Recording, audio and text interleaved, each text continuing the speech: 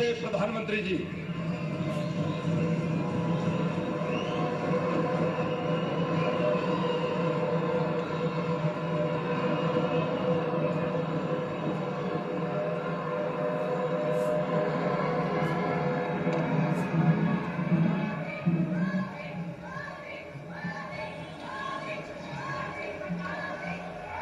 हिमाचल के राज्यपाल श्री राजेंद्र आर्लेकर जी, लोकप्रिय और ऊर्जावान मुख्यमंत्री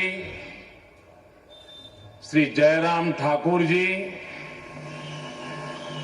पूर्व मुख्यमंत्री धूमल जी, केंद्र में मंत्री परिषद के मेरे सहयोगी अनुराग जी, संसद में मेरे साथी श्री सुरेश कश्यप जी, किशन कपूर जी, बहन इंदु गोस्वामी जी और हिमाचल के कोने कोने से यहां पधारे मेरे प्यारे भाइयों और बहनों,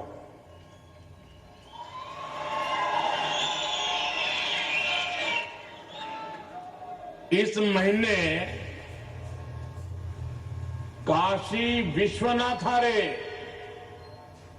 दर्शन करने बाद आज इस छोटी काशी मंज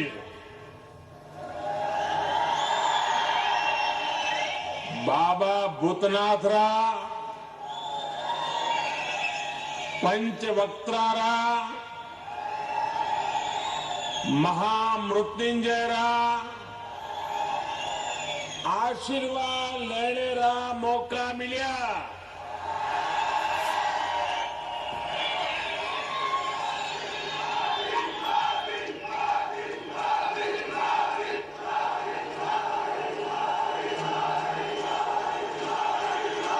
देवभूमि रे सभी देवी देवतियां जो मेरा नमन। साथियों,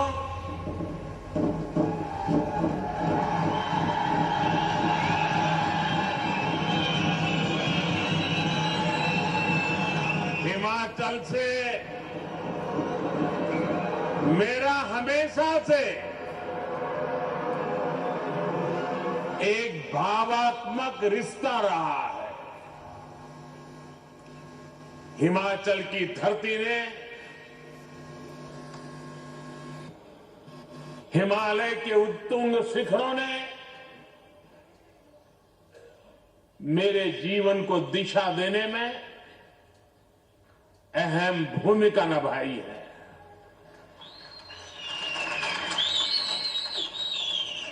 और आज मैं जब आपके बीच आया हूं और मैं जब भी मंडी आता हूं तो मंडी री सेपू बड़ी, कचौरी और बदाने रे मिठा की याद आ ही जाती है। साथियों, आज डबल इंजन की सरकार के भी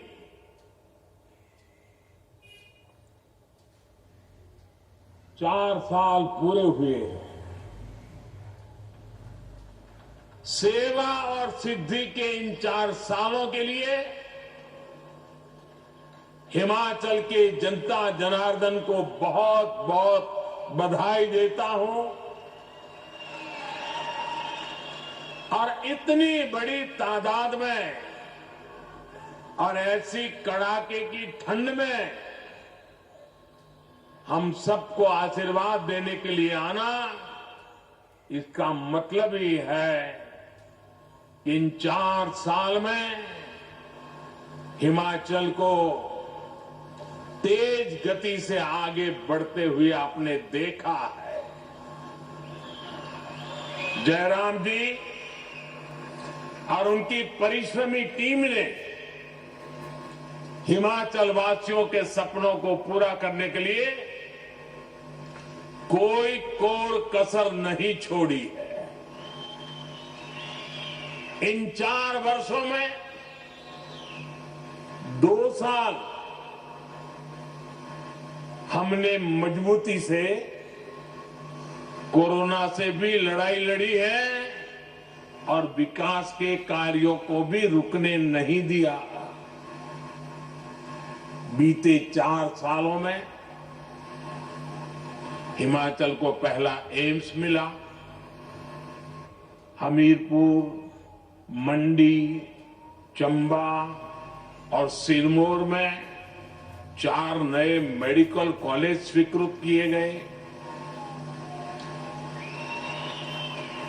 हिमाचल की कनेक्टिविटी को सशक्त करने के लिए अनेक विध प्रयास भी जारी हैं।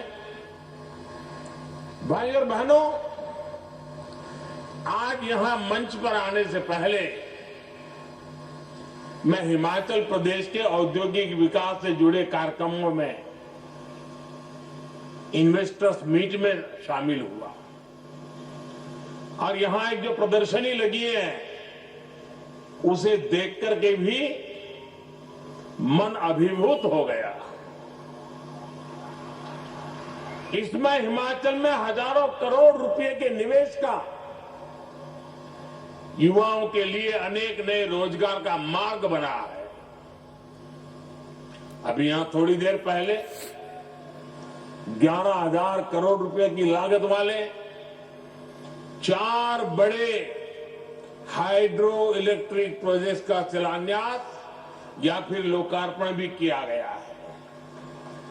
इनसे हिमाचल की आय बढ़ेगी और रोजगार के हजारों अवसर भी बढ़ेंगे।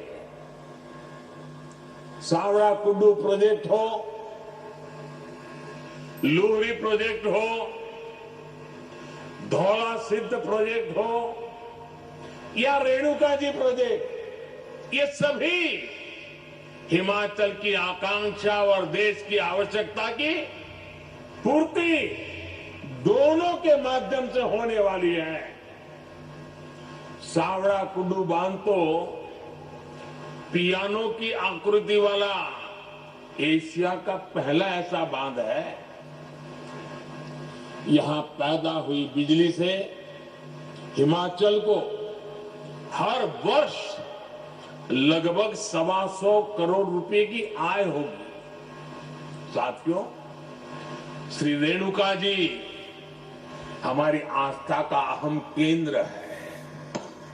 भगवान परशुराम और उनकी मां रेणुका जी के स्नेह की प्रतीक इस भूमि से आज देश के विकास के लिए भी एक धारा निकली है। गिरी नदी पर बन रही श्री रेणुका जी बांध परियोजना जब पूरी हो जाएगी तो एक बड़े क्षेत्र को इससे सीधा लाभ होगा।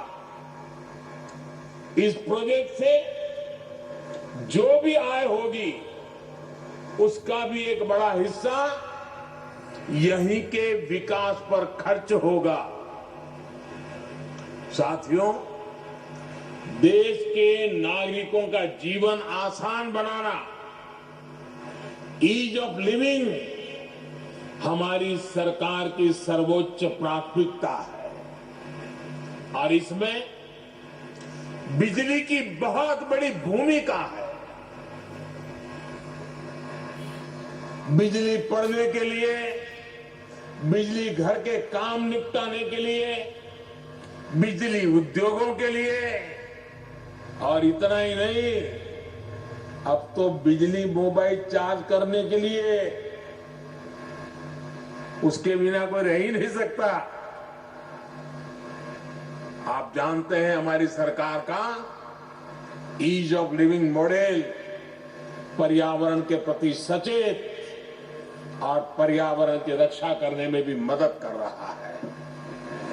आज यहां जो हाइड्रो पावर प्रोजेक्ट्स का शिलान्यास और लोकार्पण हुआ है वो भी क्लाइमेट फ्रेंडली न्यू इंडिया की तरफ देश का एक मजबूत कदम है। आज पूरा विश्व भारत की इस बात की प्रशंसा कर रहा है कि हमारा देश किस तरह पर्यावरण को बचाते हुए विकास को गति दे रहा है।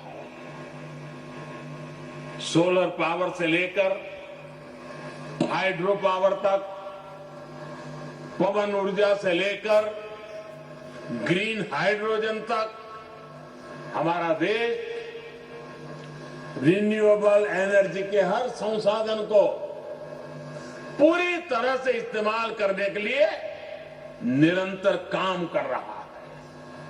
मकसद यही है कि देश के नागरिकों की ऊर्जा जरूरतों को पूरा करने के साथ पर्यावरण की भी रक्षा हो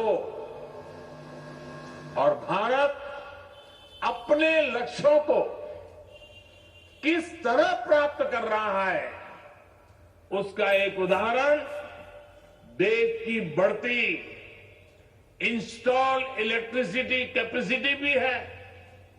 साथियों, भारत ने 2016 में ये लक्ष्य रखा था कि वो साल 2030 तक अपनी इंस्टॉल इलेक्ट्रिसिटी कैपेसिटी का 40% नॉन फोसिल एनर्जी सोर्स से पूरा करेगा। आज हर भारतीय को इसका गर्व होगा कि भारत ने अपना ये लक्ष्य इस साल नवंबर में ही प्राप्त कर लिया है। यानी जो लक्ष्य 2030 का था, भारत ने वो 2021 में ही हासिल कर लिया। ये है आज भारत के काम करने की रफ्तार, हमारे काम करने की रफ्तार। साथियों, पहाड़ों को प्लास्टिक की वजह से जो नुकसान हो रहा है, हमारी सरकार उसे लेकर भी सतर्क है। सिंगल यूज प्लास्टिक के खिलाफ देशव्यापी अभियान के साथ ही हमारी सरकार प्लास्टिक वेस्ट मैनेजमेंट पर भी काम कर रही है। प्लास्टिक कचरे को रिसाइकिल करके आज उसका इस्तेमाल सड़क बनाने में हो रहा है। आज आपसे बात करते हुए मैं हिमाचल आने वाले देश के कोने कोने से लोग यहां आते हैं। हिमाचल आने वाले सभी पर्यटकों से भी आग्रह करना चाहता हूं, हिमाचल को स्वच्छ रखने में, प्लास्टिक और अन्य कचरे से मुक्त रखने में पर्यटकों का भी दायित्व बहुत बड़ा है। इधर उधर फैला प्लास्टिक, नदियों में जाता प्लास्टिक हिमाचल को जो नुकसान पहुंचा रहा है, उसे रोकने के लिए हमें मिलकर प्रयास करना होगा। साथियों, देवभूमि हिमाचल को प्रकृति से जो वरदान मिला हुआ है, हमें उसे संरक्षित करना ही होगा। यहां टूरिज्म के साथ ही औद्योगिक विकास की भी अपार संभावना है। हमारी सरकार इस दिशा में भी लगातार काम कर रही है। हमारा जोर विशेष तौर पर फूड इंडस्ट्री, फार्मिंग और फार्मा पर है, और यहां फन तो है ही है। टूरिज्म का फन हिमाचल से बढ़कर कहां मिलेगा। हिमाचल की फूड प्रोसेसिंग इंडस्ट्रीज में विस्तार की बहुत क्षमता है। इसलिए हमारी सरकार मेगा फूड पार्क से लेकर कोल्ड स्टोरेज इंफ्रास्ट्रक्चर को मजबूत कर रही है। फार्मिंग में नेचुरल फार्मिंग को, प्राकृतिक खेती को बढ़ावा देने के लिए भी डबल इंजन की सरकार निरंतर काम कर रही है। आज प्राकृतिक खेती से हुई उपज की दुनिया भर में मांग बढ़ रही है। केमिकल मुक्त कृषि उत्पाद आज विशेष आकर्षण का केंद्र बन रहे हैं। मुझे खुशी है कि हिमाचल इसमें भी अच्छा काम कर रहा है। राज्य में अनेक बायो विलेज बनाए गए हैं और मैं आज विशेष रूप से हिमाचल के किसानों का हृदय से अभिनंदन करना चाहता हूं कि उन्होंने प्राकृतिक खेती का रास्ता चुना है। मुझे बताया गया करीब करीब 1.5 लाख से ज्यादा किसान इतने छोटे से राज्य में और बहुत ही कम समय में केमिकल मुक्त प्राकृतिक खेती के रास्ते पर चल पड़े हैं। और मैं आज अभी प्रदर्शनी में प्राकृतिक खेती के उत्पाद देख रहा था। उसकी साइज भी इतनी लुभावनी थी, उसके रंग रूप इतने लुभावने थे। मुझे बहुत खुशी हुई। मैं हिमाचल के किसानों को इस बात के लिए हृदय से अभिनंदन करता हूं और देश भर के किसानों को आग्रह करता हूं कि हिमाचल ने जो रास्ता चुना है, यह रास्ता उत्तम किसानी का एक उत्तम मार्ग है। आज जब पैक फूड का चलन बढ़ रहा है तो हिमाचल इसमें बहुत बड़ी भूमिका निभा सकता है। साथियों, हिमाचल प्रदेश देश के सबसे महत्वपूर्ण फार्मा हब में से एक है। भारत को आज फार्मेसी ऑफ द वर्ल्ड कहा जाता है, तो इसके पीछे हिमाचल की बहुत बड़ी ताकत है। कोरोना वैश्विक महामारी के दौरान हिमाचल प्रदेश ने न सिर्फ दूसरे राज्यों बल्कि दूसरे देशों की भी मदद की है। फार्मा इंडस्ट्री के साथ ही हमारी सरकार आयुष इंडस्ट्री, नेचुरल मेडिसिन से जुड़े उद्यमियों को भी बढ़ावा दे रही है। साथियों, आज देश में सरकार चलाने के 2 अलग अलग मॉडल काम कर रहे हैं। एक मॉडल है सबका साथ, सबका विकास, सबका विश्वास और सबका प्रयास। वही दूसरा मॉडल है खुद का स्वार्थ, परिवार का स्वार्थ और विकास भी खुद के परिवार का है। अगर हम हिमाचल में ही देखें तो आज पहला मॉडल, जिस मॉडल को हम लेकर के आपके पास आए, वह मॉडल पूरी शक्ति से राज्य के विकास में जुटा हुआ है। इसी का परिणाम है कि हिमाचल ने अपनी पूरी वयस्क जनसंख्या को वैक्सीन देने में बाकी सबसे बाजी मार ली है। यहां जो सरकार में है वो राजनीतिक स्वार्थ में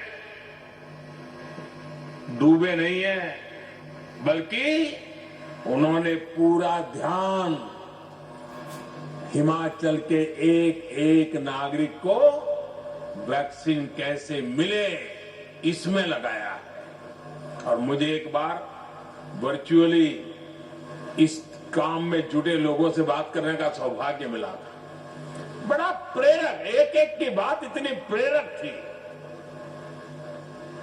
भाइयों बहनों, हिमाचल के लोगों के स्वास्थ्य की चिंता थी, इसलिए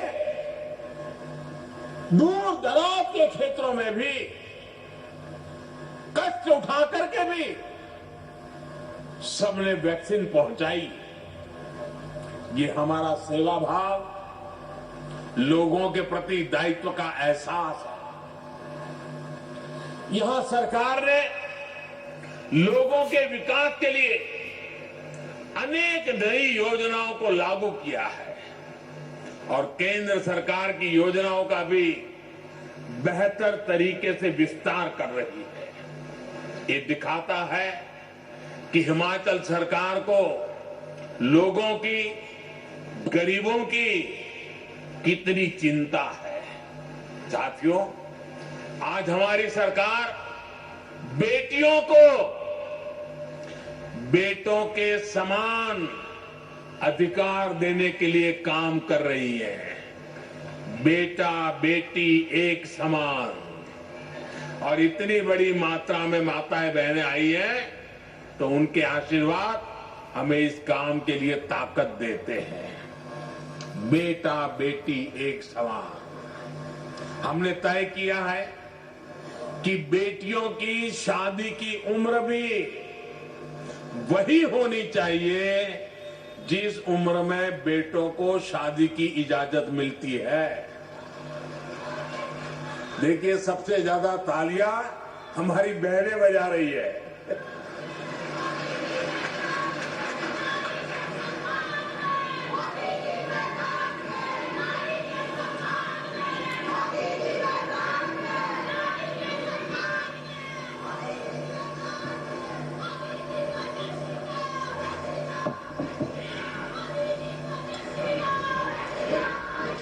बेटियों की शादी की उम्र 21 साल होने से उन्हें पढ़ने के लिए पूरा समय भी मिलेगा और वो अपना कैरियर भी बना पाएगी। हमारे इन सारे प्रयासों के बीच आप एक दूसरा मॉडल भी देख रहे हैं जो सिर्फ अपना स्वार्थ देखता है, अपना वोट बैंक देखता है। जिन राज्यों में